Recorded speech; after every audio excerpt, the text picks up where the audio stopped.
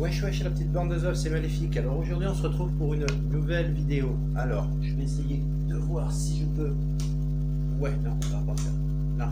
Non mais vous verrez. Enfin si peut-être un peu mieux comme ça. Donc vous verrez peut-être un petit peu mieux comme ça sera peut-être plus clair pour vous.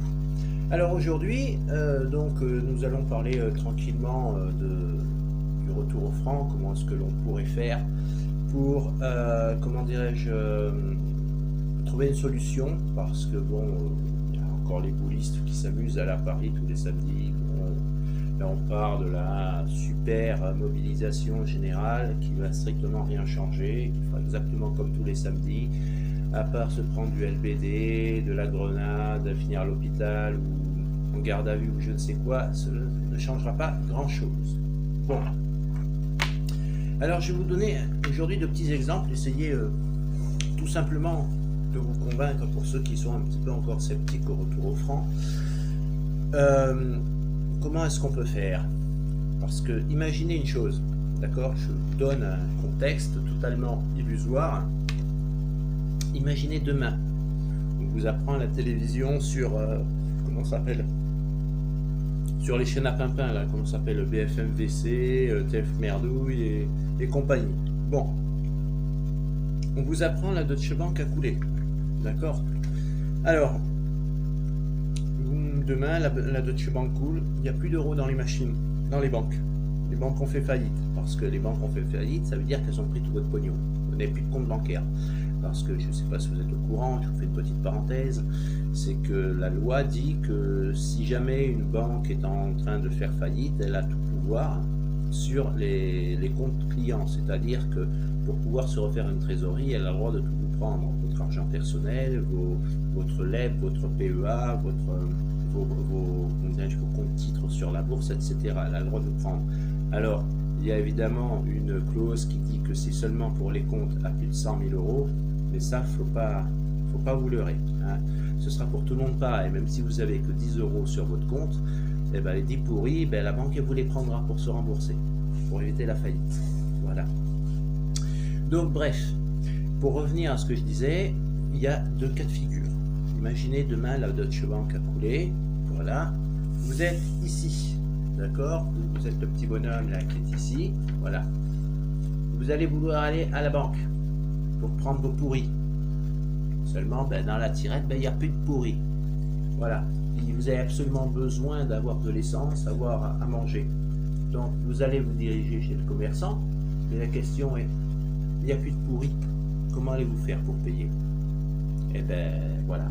Vous allez crever de faim. Dans le cas numéro 2, si vous avez...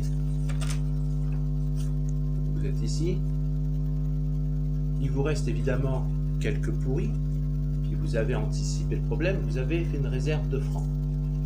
Donc, avec vos francs, pas besoin de passer par la banque, vous allez gagner du temps, peut-être même de l'argent, parce que l'essence pour faire le détour, pour aller jusqu'à la banque, là, vous n'aurez pas besoin de faire de détour pour aller jusqu'à la banque, puisque à la banque, il n'y aura pas de pourris, il n'y aura pas de francs, je veux dire, il n'y aura que des pourris, il n'y aura même plus de pourris, il n'y aura plus rien du tout.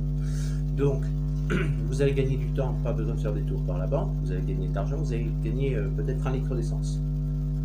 Et vous allez pouvoir aller directement chez votre commerçant et payer en francs, tout simplement. Voilà, à condition que ce commerçant soit d'accord. De toute façon, au bout d'un moment, les commerçants n'auront pas le choix. Parce qu'un commerçant, il faut se dire qu'il a des charges à payer comme vous, il a un loyer, il a des factures, il a des employés à payer. S'il refuse le paiement en francs, bah, vous dites d'accord, le commerçant, mais quand il va avoir fini sa journée, il va avoir dans sa caisse 0. Il a refusé les francs, c'est son droit, il a tout à fait le droit. Il a refusé les francs, donc il a 0 dans sa caisse.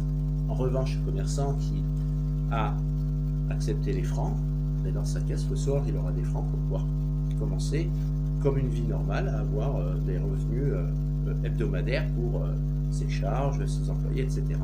Alors vous allez me dire, le commerçant, admettons, il accepte de reprendre les francs, mais maintenant les francs n'ont aucune valeur, donc il va vendre à perte. Pas tout à fait.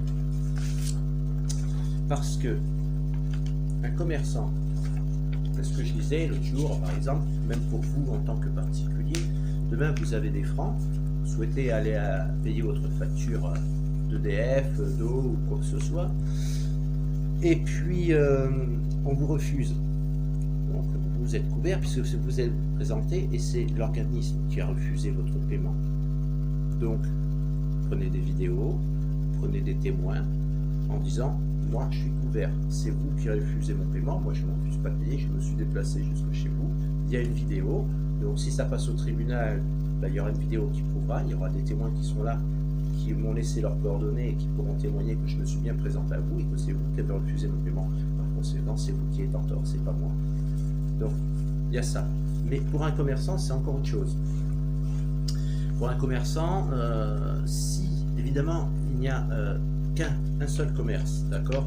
Donc je vous mets exemple 1, si demain il n'y a qu'un seul commerce qui le fait, qui accepte, comme par exemple le boucher de Paris qui l'a fait. Bon, donc lui quand il va vouloir, qui accepte les francs, donc vous payez en francs, lui quand il va vouloir aller à la centrale, sa centrale à lui, pour commander ses produits, on va dire payer en francs, la centrale va lui donner un refus catégorique, on est d'accord.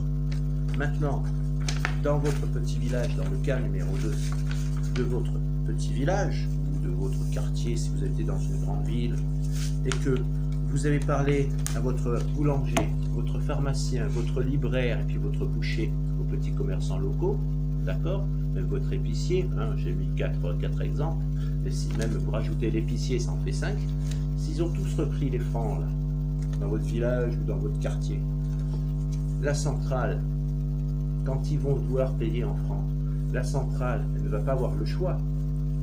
Pourquoi? Parce que la centrale, elle vit pareil, elle a besoin d'avoir de petits clients qui achètent chez elle. Donc, si la centrale refuse les petits commerçants et les francs, elle perd des clients. Alors, à ce moment-là, eh bien, si elle perd des clients, elle n'a plus de clients, elle ne fonctionne plus, elle ferme les portes. Donc, par la force des choses, elle sera obligée d'accepter le retour au franc et de se faire payer en francs. Et que quand machin et sa vente de bras cassés, on va voir que le peuple n'a plus que des francs et que dit mais oui, mais si on refuse que les gens nous payent en francs, les taxes et tout ça, ben, on fait comment? On n'a pas de rentrée dans les caisses. Donc voilà. Et petit à petit, le retour au franc va se faire et que le RIC sera fait par le peuple. Par le peuple. D'accord? Il ne sera pas fait par le gouvernement, parce que le gouvernement ne voudra jamais sortir de l'euro, ne voudra jamais sortir de l'Europe. Il est très bien avec l'austérité, le peuple crève de faim, il n'en a strictement rien à foutre. Lui, tout ce qui l'intéresse, c'est votre pognon, s'en fout plein les fouilles tous les mois. Avec les francs, ben, ce sera différent, parce qu'il s'en mettra peut-être plein les fouilles plein les mois, mais déjà le temps que ça se fasse, parce qu'il faut après refaire un système, il se met en route. Tous les systèmes bancaires, comme quand on est passé en 2002 du franc au pourri, il a fallu que les banques se préparent à faire un système bancaire, tout ça. Cela va pas se faire en 3 jours. Et pendant ce temps-là, eh ben, le gouvernement ne pourra pas vous taxer, ne pourra pas vous pomper votre pognon. Parce que de toute façon, même informatiquement, ce sera incompatible. Alors après, sur les salaires, quand vous allez aller voir votre patron concernant les salaires, vous pouvez, ça existe toujours, il faut que tout le monde s'y mette, c'est que fermer les comptes bancaires, c'est une évidence. De toute façon, les comptes bancaires seront fermés automatiquement, soit par vous, soit par la banque par elle-même, parce que les banques vont faire faillite. Donc, l'un dans l'autre, ce sera fermé dans pas longtemps. Mais vous, en tant que salarié, allez voir votre patron et demandez-lui d'être payé, non pas en francs, parce qu'il ne pourra pas dans les médias vous payer qu'en pourri, mais demandez-lui de vous payer en chèque décaissable. Alors, ceux qui ne savent pas ce que c'est qu'un chèque décaissable, c'est tout simplement un chèque, comme vous avez un chèque traditionnel que vous êtes payé par chèque, sauf que là, avec un chèque décaissable, c'est en fait comme un mandat cash. C'est-à-dire que vous prenez le chèque, votre chèque décaissable, lorsque vous le recevez chez vous par la poste, vous allez dans une banque qui est désignée donc par l'entreprise, ça peut être n'importe quelle banque, hein, et vous allez récupérer votre argent en espèces. Et si tout le monde fait ça, vous verrez que les banques n'ont plus d'espèces. Donc, il n'y a plus de trésorerie. D'accord? Donc, comment fait-on une fois de plus? Parce que là, ça va coincer. Parce que vous allez devoir être payé avec des pourris. Voilà, et là, ça va coincer. Donc, il faut revenir au franc, tout simplement. Je vais vous donner un exemple. Autrefois, en 2002, quand on est passé du franc au pourri, donc vous savez que le titre de conversion était de 1 pourri à 6,55 957 francs. Autrement dit, admettons un billet de 100 francs de Paul Cézanne, ce sont les derniers francs qui ont été édités par la Banque de France, faisait 15 pourris 24 exactement. Aujourd'hui, vous avez possibilité d'avoir 100 francs pour moins de 15 pourris 24. Il suffit de bien se renseigner, d'aller sur les bons endroits, même à quitte à payer, même pour 10 pourris de frais de port si vous achetez des francs en grosse quantité. Et puis par la suite, donc vous êtes gagnant sur le prix puisque vous n'avez pas payé 100 francs à 15 pourris 24, vous avez payé moins. Et de plus, lorsque vous allez avoir, enfin du moins que lorsque vous allez aller chez votre commerçant pour acheter vos fruits, vos légumes par exemple, votre paquet de cigarettes, votre journal ou quoi que ce soit, vous allez avoir de la monnaie en francs. Donc vous allez gagnant sur le pourri, sur l'achat des francs en pourri, et vous allez gagnant en francs puisque vous allez avoir des pièces, un peu de monnaie dans votre poche. Donc dans tous les cas vous allez être gagnant. Alors c'est pour ça que maintenant je donne mon avis. Si les gens se moquent de moi et se fichent de moi, de mes idées, j'en ai strictement rien à faire. Parce que moi je sais que je vais anticiper. Et moi je sais que lorsque les banques vont apprendre que vont couler, parce qu'elles vont couler, vous allez le voir officiellement de toute façon dans pas longtemps, vous allez l'apprendre par vous-même et vous verrez, ben ouais, finalement il y a 2-3 mois ou il y a 6 mois ils nous disaient ça et on ne croyait pas, et puis ben, aujourd'hui ben, c'est nous qui sommes emmerdés. Donc moi je vous dis que en ce qui me concerne, cela ne va pas m'empêcher d'anticiper les choses. Moi des francs je vais en avoir, je vais en récupérer, je prévois d'aller je ne vais pas rester dans la région bordelaise pendant les 4 mois que je suis en France. Je vais bouger, donc vous verrez souvent avec un autre nouveau décor certainement. Et donc je vais anticiper, et moi le jour où je sais que les banques vont couler, puisque j'ai une idée approximative, puisque je suis quand même des informations correctes, hein, je ne vais pas sur BFM-VC et TF Merdouille, j'écoute les véritables informations, je prends les véritables articles, je regarde, il suffit d'aller se promener sur internet et de bien chercher tout simplement. Donc moi je sais que j'aurai la possibilité d'anticiper le problème. Et lorsque évidemment les banques vont faire faillite, eh bien moi j'aurai des francs et je pourrai continuer à m'acheter à manger. Voilà. Il y a aussi une technique, hein, tout simplement pour les légumes, on n'est pas obligé d'aller chez le petit commerçant, on peut aussi déjà acheter les graines en pourri, hein. Des petites graines. Si vous avez la place chez vous, achetez des petits pots de fleurs, des jardinières si vous êtes en cité sur votre balcon. Si vous avez du terrain, commencez à planter par vous-même. Vous aurez déjà, sur la qualité, ce sera bien meilleur parce que ce sera votre propre production. Vous aurez vos haricots verts, vos pommes de terre, vos salades, vos navets, vos fèves et ce que je sais, d'accord. Et puis, déjà, ça ne vous coûtera rien du tout. Donc, vous allez faire des économies monstrueuses puisque ce sera votre potager, vos légumes personnels, plutôt que l'acheter même sur les marchés, parce que même sur les marchés ce sont des produits frais. Donc moi je conseille, je conseille vivement d'aller acheter vos produits et vos produits frais sur les marchés. N'allez pas dans les grandes surfaces, les multinationales, parce que c'est du truc pourri, périmé, c'est en boîte. Donc vaut mieux payer des fois un pourri plus cher mais avoir de la qualité. C'est ce que je disais la dernière fois, parce que vous allez payer un pourri moins cher dans les multinationales, mais après c'est de la merde, vous allez tomber malade, vous allez devoir payer le médecin. Donc vous avez pris le truc pourri, vous l'avez acheté, vous allez tomber malade, vous allez voir le médecin, il faut payer le médecin, après il faut payer les médicaments. Et vous, ça vous coûte plus d'un pourri de différence. Donc moi je préfère prendre un pourri de différence, acheter des produits frais sur le marché, des tomates, des salades, ce que vous voulez, même des fruits, des clémentines, des pommes, ce que vous voulez. Mais achetez, ou alors, comme je dis, faites votre propre jardinage et commencez à planter par vous-même. C'est aussi une excellente solution. Et au lieu de prendre de l'eau du robinet pour arroser, ben, quand le temps le permet, bien sûr, vous ne pouvez pas faire autrement.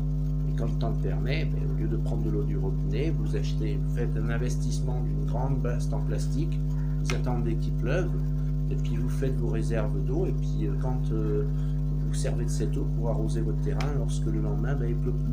Voilà, s'il pleut pendant 3 jours, bon, vous n'avez pas besoin d'arroser puisqu'il pleut, le terrain est arrosé par lui-même.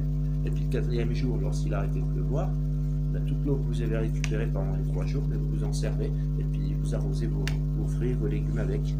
c'est économique, ça vous évite de payer de l'eau consommée du robinet, ça évite de faire tourner le compteur d'eau. Voilà.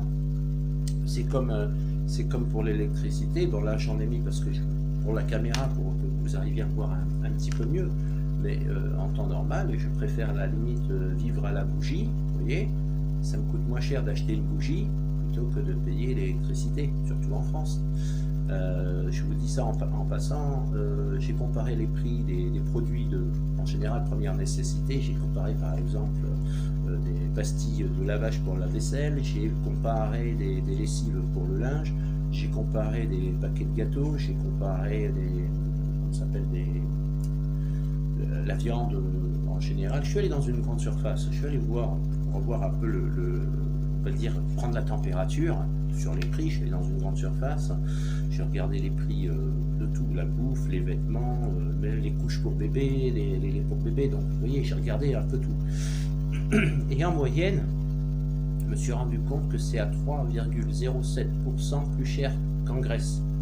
Donc les prix sont multipliés par 3,07.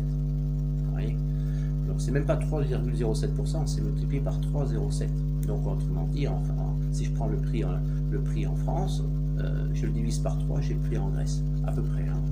Peut-être pas pour tout, c'est une moyenne, hein, je le répète, pas sur tout. Donc voilà, je compte